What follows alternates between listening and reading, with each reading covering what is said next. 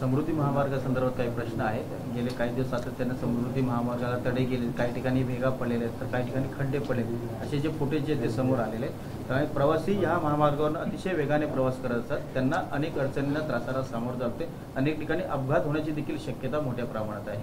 तर काय सध्या स्टेटस आहे समृद्धी महामार्गाचं, जिथे त्रास सुरू आहे? नाही, हिंदू हृदय सम्राट बाळासाहेब ठाकरे महाराष्ट्र समृद्धी महामार्ग हा आपल्या सर्वांना माहिती आहे की 11 डिसेंबर 2022 आपण पहिला टप्पा जो आहे तो नागपूर ते शिर्डी हा वाहतुकीसाठी खुला केला आहे आणि दुसरा टप्पा मे 2023 आपण शिर्डी ते भरवीर असा ओपन केला होता आणि सबसिक्वेंटली भरवीर ते इगतपुरी हा टप्पा आपण आता खुला केला आहे. म्हणजे एकूण नागपूर ते इगतपुरी हा 625 किलोमीटरचा महामार्ग आज वाहतुकीसाठी खुला करण्यात आला आहे. आपल्या सर्वांना माहितीच आहे की हा संपूर्ण महामार्ग हा कॉन्क्रीटच्या पृष्ठभागाने बनवलेला आहे, ज्याला आपण PQC म्हणतो. पेव्हमेंट क्वालिटी कॉन्क्रीटने बनवलेला आहे आणि कॉन्क्रीट जे आहे ते कॉम्प्रेशनमध्ये स्ट्रॉंग आहे. म्हणजे त्याच्यावरती किती जरी असं व्हर्टिकल लोड आपण त्या कॉन्क्रीटवरती दिलं, 30 सेंटीमीटर साधारणतः थिकनेसचा तो कॉन्क्रीटचा रस्ता आहे, M40 ग्रेडमध्ये केलेला आहे. आणि याच्यावरती कॉम्प्रेशन आलं की याला काही म्हणजे असा धोका संभवत नाही किंवा याला काही तडे जात नाहीत. पण टेन्शनमध्ये हे वीक असते. म्हणजे कुठे थोडा जर काही भाग दबला समजा तर त्या ठिकाणी बारीक असे तडे येतात. आता संपूर्ण महामार्ग हा कमीत कमी याचं एम्बँकमेंट आहे 3 मीटरचं एम्बँकमेंट आहे. काही काही ठिकाणी 12-12 मीटरपर्यंत एम्बँकमेंट आहे. पूर्ण हा एम्बँकमेंटचा मोस्ट ऑफ द लेनमध्ये एम्बँकमेंटमध्ये हा रस्ता आहे. ॲव्हरेज ग्रेड जो आहे या महामार्गाचा 1.5% आहे. टनेलमध्ये तो 2.5% आहे. म्हणजे ऑलमोस्ट हा फ्लॅट महामार्ग आहे. 100% पर्यंत जो शेवटचा लेअर असतो एम्बँकमेंटचा तो 100% प्रॉपर्टी डेन्सिटीला आपण कॉम्पॅक्ट करतो. पण बऱ्याचदा काय होतं की काही काही ठिकाणी ब्रिजच्या ठिकाणी असेल किंवा ज्या ठिकाणी भराव आहे अशा ठिकाणी जर ते कॉम्पॅक्शन थोडं जर काय म्हणजे 100%ला पोचलं नसेल तर इथे क्रॅक होण्याची संभावना असते. कारण कॉन्क्रीट हे टेन्शनमध्ये हे वीक असतं, म्हणजे टेन्शन घेऊ शकत नाही कारण याच्यामध्ये रिइन्फोर्समेंट नाही आहे. आता संपूर्ण महामार्गाचं आम्ही पूर्ण मॉनिटरिंग करत असतो. जे आमचे पूर्ण आता 625 किलोमीटरचं ओपनिंग केलं त्या ठिकाणी आमचे सगळे म्हणजे नागपूर असेल, अमरावती, औरंगाबाद सगळ्या ठिकाणी चीफ इंजिनियर्स आहेत, अधीक्षक अभियंता एक्झिक्युटिव्ह आमची टीम आहे आणि सुपरविजन MSRTCकडनं केलं जातं आहे. अथॉरिटी इंजिनियर्स आहेत त्यांच्याकडनं सुपरविजन केलं जातं आहे. तर मी आपल्याला सांगतो की डिसेंबर 22 नंतर ते आत्तापर्यंत 625 किलोमीटरच्या लांबीमध्ये 90 मीटर लांबीमध्ये आम्ही काही पॅनल्स रिप्लेस केलेले आहेत. म्हणजे काही ठिकाणी स्ट्रक्चरल क्रॅक्स आलेले असतील ते बदललेले आहेत. आणि आता परवाची जी काही क्रॅक आपण सर्वांनी पाहिली औरंगाबाद जवळची ते काय 40 मीटर लांबीमध्ये ती पण क्रॅक आलेली आहे. तर कॉन्क्रीटचं कसं आहे ते रिजिड पेव्हमेंट जे आहे त्याला क्रॅक येणं स्वाभाविक आहे. 2 प्रकारचे क्रॅक असतात. एक सरफेस क्रॅक असतात जे आफ्टर एक्झिक्युशन, कारण हीट लिबरेशन हे सिमेंटमधनं मोठ्या प्रमाणात होत असल्यामुळे काही सरफेस क्रॅक असतात आणि काही स्ट्रक्चरल क्रॅक असतात. तर सरफेस क्रॅक पण दिसतात कॉन्क्रीटच्या याच्यावरती, त्या काही धोकादायक नसतात. पण ज्या ठिकाणी स्ट्रक्चरल क्रॅक्स येतात ज्याची रुंदी वाढत जाते ते इमिजिएटली बदलणं गरजेचं असतं. आणि तशा पद्धतीचं 625 किलोमीटर लांबीमध्ये आम्ही आतापर्यंत फक्त 90 मीटर लांबीमध्ये पॅनल्स बदललेले आहे. त्याचं प्रमाण 0.014% एवढं आहे. आणि ज्या पद्धतीने असं समजा काही पॅनल्स आम्हाला दिसून आले ते आम्ही बदलणार आहे आणि कॉन्ट्रॅक्टरच्या रिस्क अँड कॉस्टवरती बदलतो.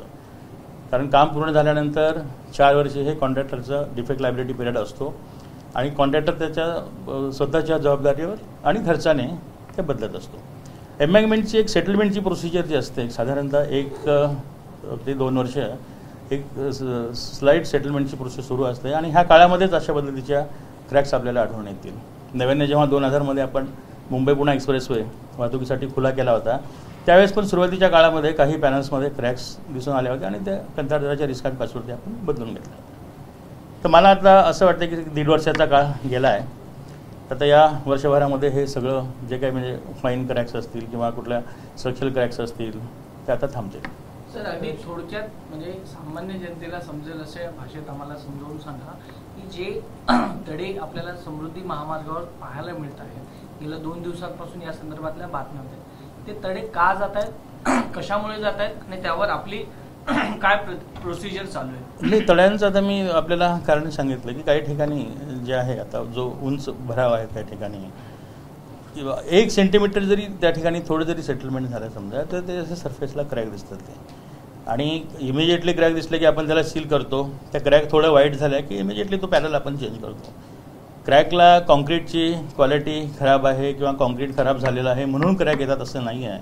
आज ओपन केल्यानंतर 1-1.5 वर्षाने जेव्हा कुठे क्रॅक दिसतात ते स्लाईड सेटलमेंटच्या क्रॅक असतात त्या, आणि तातडीने आपण बदलतो. आणि आपण पाहिलं तर हे स्वाभाविक आहे, कॉन्क्रीटच्या रस्त्यामध्ये अशा क्रॅक येणं स्वाभाविक आहे. पण याचं प्रमाण जर आपण पाहिलं तर 0.01% म्हणजे अत्यल्प प्रमाण आहे. 625 किलोमीटरच्या लांबीमध्ये आम्ही आत्तापर्यंत 90 मीटर लांबीमधले पॅनल्स बदललेले आहेत. त्यामुळे याचा काही वाहतुकीला काही याचा धोका किंवा वाहतुकीला काही अडचण आहे असं नाही आहे, त्याचा त्रास होत नाही. पण अपघाताला कुठेतरी निमंत्रण देणार ठरतात. एक खड्डा जरी असेल तरी पण कारण स्पीडली खूप जातात. कारण नाही, खड्ड्याच्या बाबतीमध्ये जर आता पाहिलं तर असं समृद्धी महामार्गावरती खड्डे आपल्याला कुठे दिसणार नाही आहेत. काही ठिकाणी समजा व्हेकल्स ब्रेकडाऊन झाल्यानंतर त्या ठिकाणी ते डिझेल स्पिल झाल्यानंतर ज्या ठिकाणी काही ब्रिजेसवरती डांबरी सरफेस आहे, एक साधारणतः टोटल महामार्गावरती 1900 पुलं आहेत. जे मेजर ब्रिजेस आहेत किंवा मायनर ब्रिजेस आहेत अशा ठिकाणी बीटी सरफेस आहे. कल्वर्ट्स वगैरे आम्ही ते एम्बँकमेंटच्या खालीच आहेत कल्वर्ट्स वगैरे, त्याच्यावरती काही बीटी सरफेस नाही आहेत. पण जिथे बीटी सरफेस आहे तिथे एखादं व्हेकल ब्रेकडाऊन झालं, त्यातनं डिझेल वगैरे त्या ठिकाणी समजा ते डिझेल गळती झाली तर त्या डिझेलमुळे तो सरफेस थोडा खराब होऊन अशा ठिकाणी काही आयसोलेटेड ब्रिज डेकवरती बॉटल पडण्याची शक्यता असते. पण ते पण असं काही आढळून आलेलं नाही आहे. 1-2 ठिकाणी औरंगाबादच्या जवळ आम्हाला आढळलं होतं, पण ते तातडीने ते अटेंड केले गेले आहेत. दुसरं परवा एक न्यूज दाखवण्यात आली की समृद्धी महामार्गावर बुलढाण्याजवळ पुलाला भगदाड वगैरे, तर ते भगदाड वगैरे असं काही वस्तुस्थिती नाही आहे. त्या ठिकाणी मागे एक 4 महिन्यापूर्वी एक्सपान्शन जॉईंट, त्या ठिकाणी एक एक्सपान्शन जॉईंटची पट्टी निखळली होती. त्या ठिकाणी मला वाटतं जेव्हा ते मला असं सांगण्यात आलं की व्हेकल ब्रेकडाऊन झालं त्या ठिकाणी तो जॅक लावला गेला, त्यामुळे ती पट्टी निखळली गेली होती.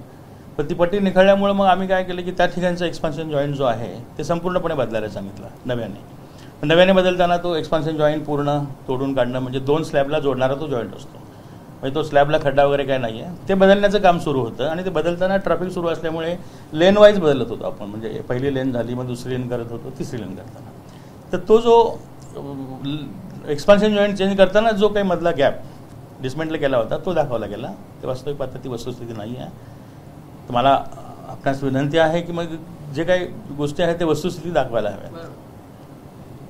तर लोकांमध्ये मग गैरसमज होतो चुकीच्या पद्धतीने आपण दाखवलं. महामार्गाचा आता जो शेवटचा टप्पा राहिलेला आहे तो कधीपर्यंत सुरुवात होईल? मी पूर्ण मुंबई ते नागपूर असा जो रस्ता आहे तो मुंबईकरांना किंवा नागपूरकरांना किंवा महाराष्ट्रातल्या जनतेला कधीपासून वापरायला? शेवटचा टप्पा आता इगतपुरी टू आमने असा आहे. आमने हे ठाणे जिल्ह्यामध्ये वडोदरा मुंबई एक्सप्रेसवे जो आहे त्याचा स्पर आहे, तो JNPT पर्यंत जातो. त्या स्परला जुना जो मुंबई नाशिक रस्ता आहे त्या रस्त्यापासून एक 4.2 किलोमीटरवरती हा एक्सप्रेसवे येऊन वडोदरा मुंबई एक्सप्रेसवेला मिळतो, समृद्धी एक्सप्रेसवे. तर इथेपर्यंतच्या रस्त्याचं 98% काम आता पूर्ण झालं आहे ह्या 76 किलोमीटरचं शेवटच्या टप्प्यातलं. आणि दुसरा जो 4.2 किलोमीटरचा जो एक स्पर आहे VMEचा तो पण MSRTCच करते आहे, कारण समृद्धी महामार्ग पूर्ण झाल्यानंतर परत इकडे कनेक्टिव्हिटीला त्रास होऊ नये म्हणून NHAIकडनं ते पण काम आम्हीच हाती घेतलेलं आहे. आणि हे सगळं काम जे आहे ते सप्टेंबर एंडपर्यंत पूर्ण होणं अभिप्रेत आहे. आता या 76 किलोमीटरबद्दल सांगायचं म्हटलं तर हा सगळ्यात कठीण असा भाग आहे समृद्धी महामार्गाचा. या ठिकाणी व्हॅलीज मोठ्या प्रमाणामध्ये आहेत, डोंगर आहेत, 5 टनेल आहेत या 76 किलोमीटरमध्ये. म्हणजे सर्वात मोठा कसाऱ्याचा जो टनेल आहे 7.8 किलोमीटर लांबीचा तो असेल, किंवा बाकी 1 किलोमीटर 600 मीटर असे 4 टनेल आहेत. 2 1 किलोमीटर लांबीचे, 2 600 मीटर लांबीचे असे 5 टनेल या 76 किलोमीटरमध्ये आहेत. आणि 16 मोठाले पूल आहेत, ज्याला आपण व्हायडक्ट म्हणतो. ज्या दऱ्या आहेत त्या दऱ्यावरती असे मोठाले पूल आहेत. आणि पावसाळ्यामध्ये या भागामध्ये मोठ्या प्रमाणामध्ये रेनफॉल असतो, खूप मोठा पाऊस असतो. पावसाळ्यामध्ये एफिशियन्सी पण पूर्ण एफिशियन्सीने आपण काम करू शकत नाही, 50% एफिशियन्सीने काम करतो. मध्यंतरीच्या काळामध्ये कोविडच्या 2 लाटी येऊन गेल्या. ह्या सर्व म्हणजे 2 लाटीचा म्हणजे मुळे विलंब किंवा बाकी मान्सून ह्याच्यामुळे विलंब, तरी पण या पॅकेजेसचं काम आम्ही खूप फास्टेस्ट असं पूर्ण केलं आहे. म्हणजे आपण जर विचार केला तर साधारणतः 19च्या पावसाळ्यानंतर या कामाला सुरुवात झाली आहे. आणि आता समजा आपण हा पावसाळा 24 धरला तर साधारणतः 5 वर्षाच्या काळामध्ये एवढं महाकाय काम जे आहे या पॅकेजेसचं हे पूर्णत्वास आलं आहे. आणि सप्टेंबर एंडपर्यंत मला वाटतं की हा मार्ग वाहतुकीसाठी खुला करता येणं शक्य होईल. सर, ठाणे खाडीपुलाचं जे काम चालू आहे त्याचं काय स्टेटस आहे, त्याबद्दल काय माहिती? ठाणे खाडीपूल 3 जे आहे त्या ठिकाणी 2 पूल आहेत. एक मुंबई ते पुण्याच्या दिशेने जाणारा एक पूल आहे जुन्या पुलाच्या या लेफ्ट साईडनी, आणि राईट साईडनी पुण्यावरनं मुंबईकडे येणारा पूल आहे. आता मुंबईकडनं पुण्याकडे जाणाऱ्या पुलाचं काम जवळपास पूर्ण झालं आहे. म्हणजे आता फिनिशिंग सुरू आहे. पुढच्या महिन्यामध्ये आम्ही तो वाहतुकीस खुला करू शकतो. आणि दुसरा जो पूल आहे पुण्याकडनं मुंबईकडे येणारा ते डिसेंबरपर्यंत पूर्ण होणं अपेक्षित आहे. एबीपी माझा, उघडा डोळे बघा नीट.